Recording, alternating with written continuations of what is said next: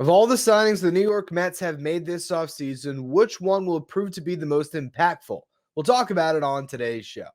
You are Locked On Mets, your daily New York Mets podcast. Part of the Locked On Podcast Network, your team every day.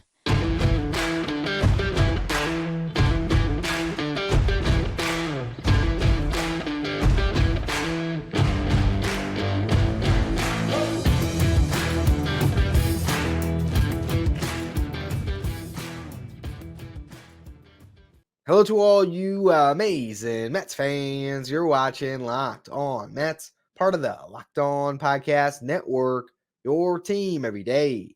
I'm your host, Ryan Finkelstein. If you want to find any of my work, follow me on X at Finkelstein Ryan. You also find some of my writing at justbaseball.com, where I work as the managing editor. Today's episode is brought to you by FanDuel. Make every moment more. New customers who join today will get $200 in bonus bets if your first bet of $5 or more wins. Visit FanDuel.com/lockedon to get started. Well, we wanted Wandy Peralta to be a New York Met, to be that second lefty in the bullpen, but unfortunately he has signed elsewhere. He signs a 4-year, $16.5 million deal with the San Diego Padres. And while you could feel bad about it and you could say, oh, the Mets struck out again, when the terms of that contract came out, you realize that the Padres just gave out a ridiculous deal, and that's why they got him. I mean, you could say, hey, $4 million per essentially for a relief pitcher is a fine contract, but also I would say 4 years to a reliever is pretty steep. Now, others would look at the opt-outs after every year and be like, hey, it's probably not a 4-year deal. It's going to be a 1-year deal if he pitches well. And while that could be true, you're putting all of the leverage in the player's hands, all of the control in the player's hands. An opt-out after every season. So if Wandy Peralta is great this year, he's gone. But guess what happens if he's terrible? So the Padres were able to structure a contract that got a really good reliever in-house for them. They are trying an interesting way to build their roster where they are really focusing on bullpen. They're trusting that they got enough starter depth in that Juan Soto trade, and we'll see if they're good enough. But this was a miss by the Mets, but not one that you can really blame on this front office. And now with Peralta off the board, you wonder if the Mets are going to do anything else. Now, there was some interest in Ryan Stanek, but they got Adam Ottavino. So do they want Stanek and Ottavino, or are they just going to roll with Adam Ottavino and trust that this collection of arms they brought in this free agency when it comes to minor league deals will result in some solid depth in that bullpen? But that brings us to the topic of the show today, which is which of the free agent signings the Mets have made will be the most impactful. And Adam Ottavino, Jorge Lopez, the bullpen additions are worth mentioning, but if that ends up being your most impactful signing, it means the Mets had a bad year. So we're not going to waste too much time on that one. And we're not going to waste any time on the mystery box of minor league relievers. No, we're going to talk about the more significant deals, which also means we had to throw aside Joey Wendell. I will note, $2 million deal for Joey Wendell. He got incentives of $100,000 each if he hits 250 plate appearances, 300, 350, 400, or 450 plate appearances. That's $500,000 in incentives. If he clears those incentives, the Mets had a bad year. That's the way I view it. And because I have been so vocal about my disdain for that signing, I'm sure Joey Wendell has a great year and have to buy a Wendell jersey, which is an inside joke, I guess. Kind of. It's a real thing. Our jersey bets with Locked On Mets that the longtime listeners know and will certainly be letting me know throughout the season every time Joey Wendell gets a knock.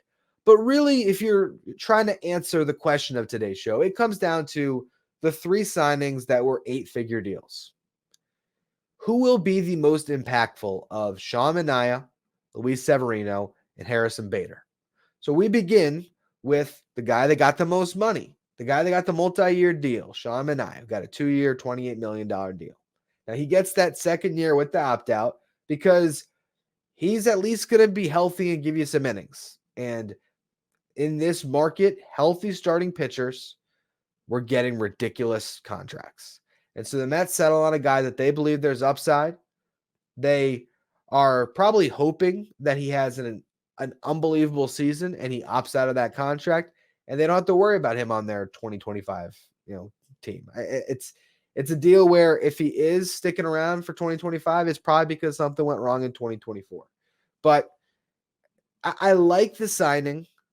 I am, the more I'm thinking about it, wondering what that ceiling really is. Now, Sean Manaea's best season came in 2018. He had a 3.59 ERA. That was in 160 and two-third innings pitched with the Oakland Athletics, an Athletics team that won 97 games. But who was on that team? Matt Olson, Jed Lowry, who had 99 RBIs, and the Mets paid him off of that season. Thank you, Berta Van Wagenen. Marcus Semien and Matt Chapman. What a loaded infield that is. Mark Canha was in the outfield with Chad Pinder and Steven Piscotty. The defense on that team was great. 7th best in outs above average for a team, 6th best in runs above average, 12th best in defensive runs saved, and 2nd best in ultimate zone rating. He was pitching in a big ballpark, and he only struck out 6.05 batters per nine. 2019, he makes 5 starts, but then dealt with a shoulder injury. So actually, I don't even know when he did make his 5 starts. But bottom line, shoulder injury keeps him out for everything but 5 starts. Didn't pitch well in 2020. The last 3 years, though, he has turned himself into an effective back-end starter.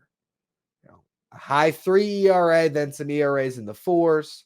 A guy that's going to be able to, if he's in a rotation, give you 150, 160 innings. Last year, he was in the bullpen a lot for the Giants. So it was 117 innings and change. It feels like 117 and 2/3. Regardless, he showed some flashes, and he pitched well in the second half, and he was with Driveline all of last year. He added velocity to his fastball. He picked up a sweeper. There's all those little things that you point to, and you try to talk yourself into this being a great sign. But with all of that said, there was 4 starts down the stretch where he was in the rotation. The last 4 appearances he made were as a starting pitcher. He went 5 2/3 against Cleveland, 2 hits allowed, 1 earned run, 2 walks, 5 strikeouts. 5 1/3 pitched in Colorado, gave up 8 hits, 3 runs, no walks, 3 strikeouts. 7 innings pitched against the Dodgers, 3 hits allowed, no walks, no runs, 2 strikeouts. And then he faced the Padres to close his year, his former team. 6 innings pitched, 7 hits, 2 runs, no walks, 8 strikeouts. A great final start. With all of that said, the more I think about what the ceiling is for Sean Manaea, I think it's 2022 Taijuan Walker. And there is nothing wrong with that. That was, for those of you who don't remember, 29 starts, nearly 160 innings pitched, 157 1/3, and a 3.49 ERA. If the Mets got that from Sean Manaea at $14 million next season, sign me up. And then if he wants to hit free agency, that might end up being the best contract the Mets signed. But if this team wants to, surprise people, if this team is actually going to be this lovable bunch where they're underestimated to start the year and they turn themselves into a sneaky wild card team, the other 2 signs the Mets made, Luis Severino and Harrison Bader, those are guys who I believe have a higher ceiling to be the best signing the Mets made this offseason. And my hope is one of those guys will really step up. And the guy who I believe will move the needle the most is who we're going to talk about next, and that is Severino. Before we get into that, though, today's episode is brought to you by eBay Motors. Passion, drive, and patience are what brings home the winning trophy. It's also what keeps your ride or die alive. eBay Motors has everything you could want to maintain your vehicle and to level it up to peak performance, whether that's superchargers, roof racks, exhaust kits, LED headlights, and more. If you're into speed, power, or style, eBay Motors has you covered. With over 122 million parts to choose from, you're always going to find exactly what you're looking for. And with eBay's guaranteed fit, your part is guaranteed to fit your ride every time or your money back. Because with eBay Motors, you're burning rubber, not cash. With all the parts you need at the prices you want, it's easy to turn your car into the MVP and bring home that win. Keep your ride or die alive at ebaymotors.com. Eligible items only. Exclusions apply. eBay's guaranteed fit is only available to U.S. customers. If you could wave a magic wand over one of the Mets free agent signings from this offseason and guarantee complete health and peak performance for this year, there is not a player that would be more impactful than Luis Severino. This guy was unbelievable early on in his career. 2017 to 2018, Severino put up an F-WAR, which is wins above replacement, of 11 in those 2 seasons. For context, Zach Wheeler, who's been great for the Phillies the last 2 seasons, has put up an F-WAR of 10.1. That shows you how good Severino was. He was throwing 190 plus innings. He had an ERA of 2.98, then an ERA of 3.39, and he struck out 450 batters over that 2-year span. It was like 230 one year, 220 the other year. Just dynamic stuff. Was looking like not only the present ace of the Yankees at the time, but a guy that was going to be the future ace of the Yankees. Then the injuries happened. 2019, he had rotator cuff inflammation in his pitching arm, so a shoulder injury, then a lat strain. He made 3 starts. 2020, he needs Tommy John. Missed all 2020, basically all 2021. He appeared in 6 innings. Then 2022 was the return to good health for Severino. For the first 15 starts that season, he was a semblance of himself. A 3.11 ERA. He struck out 10.07 batters per 9.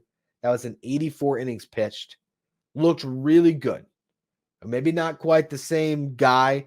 Wasn't going as deep into games, but if they had got that over a full year and it was a low 3 ERA and 160, 170 innings pitched with a ton of strikeouts, they would have taken that. But he has a bad start in July that year. Gets another lat strain. Okay, that kept him out until September. He's good down the stretch, makes 3 starts, has a 1.69 ERA. And then, that season ends. He, hopes to return to health in 2023 and does to some respects, but that season was an unmitigated disaster. Just an awful year for Severino, where he pitched to that ERA of 6.65 and ends up on the Mets now for this season, coming off the worst year of his career. He also, I should note, missed time at the end of last season with an oblique strain. So lats and obliques, that's a lot of back and side injuries for a pitcher who relies on velocity. And the velocity was still there last year. He averaged 96.5 miles per hour on that fastball. You look at the movement profile and all of his pitches, they're an inch off here or there. You can't say that his stuff has dropped off considerably. His stuff is pretty much what it was in 2022 when, again, he had a 3.11 ERA when he was healthy for the first half of the season. If Severino is healthy, it would be a game changer. And also, you have to think about the mental side of the game. And last year, I don't know what happened. The Athletic did a dive into him tipping his pitches. He probably was to a certain respect, right? Guys were all over his fastball in a way that just should not be possible when he throws 97. Shouldn't be. But guys were teeing off. So you're tipping pitches. You've had year after year after year of injury, and you're in a contract year as well. Suddenly, that Yankees jersey, the one that in his Mets press conference he said he was going to be buried in, he thought he'd die a Yankee. Well, that burden starts to get pretty heavy. That jersey gets a little heavier on your shoulders. When he was on top of the world in 2017 and 18. Homegrown ace. Guy who could be on a Hall of Fame track back then, right? You had the fall from grace. You get hurt. You think you finally might be back, and then you get hurt again, 2022. Now you're like, all right, 2023, I showed that when I was on the mound and I was healthy, I was good, and you're just getting shellacked time and again because you're tipping pitches potentially, whatever it was. You look at some of those individual outings. The Dodgers tag him for 7 runs at one point. The Orioles twice in July had 10 hits against him in 2 separate starts. Gave up 7 runs in one, 9 runs in another. Just some brutal outings. There were some good starts mixed in, but he was not himself. So can he become himself again with the New York Mets? It's a tough bet to make that Severino is going to just suddenly click. If he does, he will without a doubt be the most impactful signing. The Mets get 31 starts from Luis Severino, which would be a stunning revelation. And he's on and he's not tipping his pitches and he's back to Not even what he was in 17 and 18, but even if he was a little bit worse than the healthy version of 2022, if he's, healthy on the mound for a ton of innings and is pitching to a 3-3 or 3-4, that would be invaluable to the Mets. And why it could happen is because he's just further removed from Tommy John. He has had 2 seasons where he's been able to at least get out there and make some starts, like 19 starts, not 30, but hey, he's gotten on the mound a little bit. He's gotten on the bump. He's moving to a new league, which I think is good to him. And it's a change of scenery, which could help. And also, I think it's just potentially less pressure, right? If he viewed himself in a certain light in that Yankees uniform, now you get to put on some blue and orange, go across town, and, pitch with a chip on your shoulder. And I really do hope that Severino proves to be the best signing the Mets made this offseason, because I think that would be a huge step to them being a really good team. That's not who I'd bet on, though, to be the best signing the Mets made this offseason. Instead, I think it's a signing that I was down on when I first initially saw it. And the more I think about it, the more I marinate with it, the more I believe it's going to end up being the best signing the Mets made. And that's Harrison Bader, $10.5 million. So I want to talk about Bader's impact in the final segment. Before we get to that, though, today's episode is brought to you by FanDuel. Happy Super Bowl to all who celebrate from FanDuel, America's #1 sportsbook. If you're like me, Super Bowl Sunday, it's all about hanging out with the family, trying to get that best seat on the couch and grabbing your favorite snacks, but also placing some super bets, whether you like to bet on every prop that you can find, whether that's the color of the Gatorade that's going to get poured on the winning coach, whether that's the length of the national anthem, the coin toss, or if you want to focus a little bit more on the game, like the first touchdown scored. FanDuel has so many ways for you to end the season with a W or 2 Ws or 3 Ws. Not only can you bet on who will win Super Bowl 58, but FanDuel also has bets for which players will score touchdowns, how many points will be scored, and so much more. And new customers who join today will get $200 in bonus bets if your first bet of $5 or more wins. Just visit FanDuel.com/lockedon to sign up. That's FanDuel.com/lockedon. Make every moment more with FanDuel, an official sportsbook partner of the NFL. When the New York Mets first signed Harrison Bader, I was not the biggest fan of the deal. I saw Tyrone Taylor as a guy that would have a similar skill set and role with the New York Mets. A fourth outfielder type, a guy that would give you good defense, hopefully provide you with some pop. And I believe that Taylor has more pop in his bat than Harrison Bader. Bader's definitely the better defensive center fielder. He's got more experience. If he's right, he's the better player. But I just saw it as a move where the Mets got a guy who was filling a role in Taylor, and then they went out and they signed someone in Bader who should be cast into a similar role. And it was a decent chunk of money that could have been invested towards a DH or could have been invested toward a more offensive-minded outfielder. But again, the more time I've had to think about this, I believe that Harrison Bader is going to play a ton, and he might just be close to the everyday center fielder for the New York Mets. And when I look at the 3 big signings they've made this offseason, if you can define them as big signings, but based on 8-figure deals, they're the biggest moves this team has made this offseason. Harrison Bader has the definable skill that I have the least questions about, and that's his glove. Sean Manaea, I don't entirely know what the ceiling is. Luis Severino, I don't trust the health or the performance, really. Do I trust Harrison Bader to hit? Not necessarily. But here's 2 things I do trust that he'll do. I think he'll hit lefties, and he's going to play great defense. You know what? He's also going to run well on the bases. Last year, he stole 20 bases, only got caught 3 times. So a great base runner, a great defensive center fielder, guy who does bring some pop, who should hit very well against left-handed pitching. There's 2 questions. It's health, and it's, how can he at least hold his own against righties? But you look at his last 3 years, he cut his K rate each year. So he's not striking out a ton anymore. He's putting the ball in play. And last season in particular, he dealt with a ton of injuries. Now, that's also a downside. But it's not like he's coming off a torn ACL either. There's a lot of pulled muscles and collisions, and just a guy who plays with a lot of effort and energy, and maybe plays a little bit too hard sometimes, and his body ends up dealing with the consequences of that. But if you really go through and you follow the arc of his season last year, you can start to make enough excuses where you talk yourself into Harrison Bader, like I just did preparing for the show today. So let me go through the excuses for him. Last year, he has an oblique strain in spring training, so he misses the start of the year, doesn't have your normal ramp up. Comes back in May. Second game he plays, he has a collision in the outfield and, bangs up his head and his neck. Now, through all of that, he still, got on the field for a lot of May and hit 6 home runs. So that was a pretty good month for him. Then he pulls a hamstring, misses 3 weeks. Comes back, plays 9 games in June, hits for a high average, played all of July, but at one point was hit by a pitch and had some bruised ribs. So I'm sure he's playing through that throughout that month. And then by the time he got to the trade deadline, he was rumored to be dealt. They kept him. He has a terrible August. They put him on waivers to get his money off the books, gets claimed by the Reds, struggles, and you look at his total numbers for the season, they aren't great.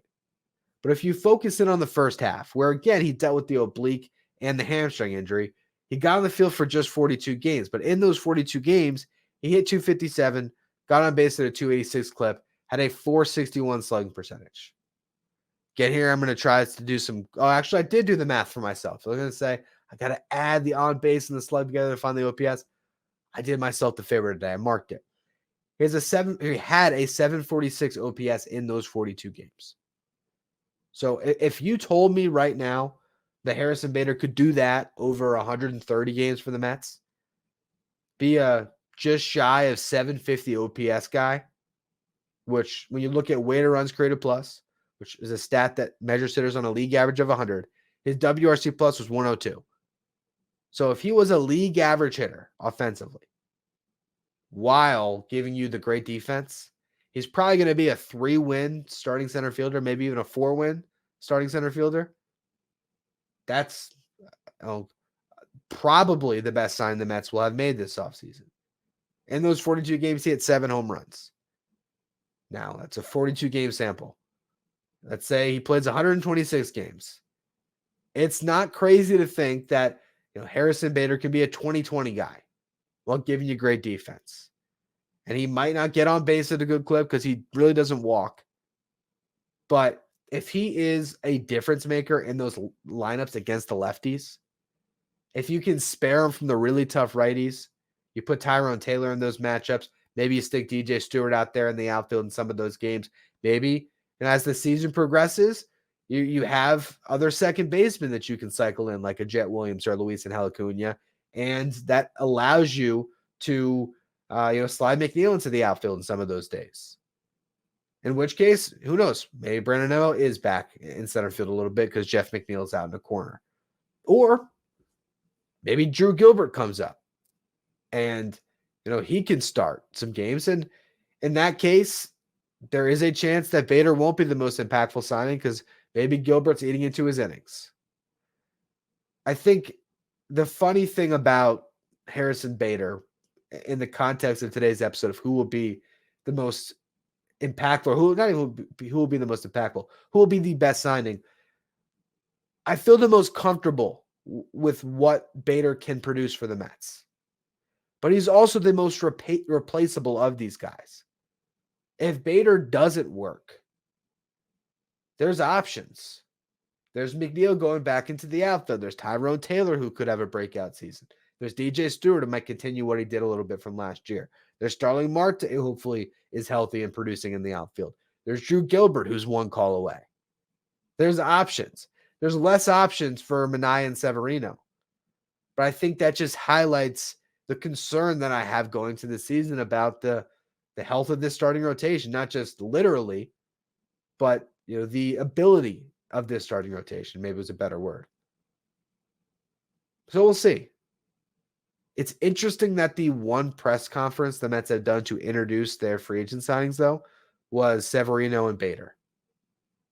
Because I believe the Mets front office views those two guys as guys that could give a peak level performance this season and be unbelievable signings in retrospect.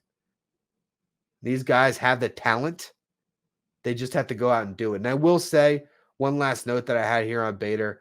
I also think when it comes to why he'd be the best signing the Mets made, I do believe that the clubhouse impact is going to be pretty palpable. Like, I think having him and Pete Alonso in that dugout together, the fact that he was talking World Series in that introductory press conference, not that I think the Mets are going to get there, that because Bader says it's going to happen, he's going to speak it into existence. But I think he's going to bring a winning mentality to that clubhouse. He's going to play really hard, and his ability to impact so many games with his defense and his speed on the bases, and again, the occasional pop in the way he hits lefties, I think he's just a more present threat, where he will end up being the best sign the Mets have made this offseason. But I also understand Mets fans who are going to look at this entire episode and think, man, the Mets didn't do enough this offseason. Still a little bit of time left, but I would not be counting on more big moves. Anyway, that's going to be all for today's edition of Locked On Mets. Tomorrow, to close out the week, I want to talk a little bit about Ronnie Mauricio and Luisangel Acuna. Did Ronnie Mauricio's injury open the door for more Acuna with the Mets this year? I'll go through that. If you want to make sure you don't miss that show and you're listening on the audio side, please follow, rate, and review wherever you get your podcast. If you're watching on YouTube, we're really trying to get to 8,000 subs by the end of the year. So appreciate all of you. Hit that subscribe button. Make sure you follow me on Twitter at Finkelstein Ryan. Follow the show at Locked On Mets. Now that you made it to the end of the show, head over to Locked On Sports Today, which is the first ever 24 streaming channel on YouTube covering everything in the world of sports with our local experts from each team and our league-wide experts from each league. You can find Locked On Sports Today streaming 24/7 on YouTube.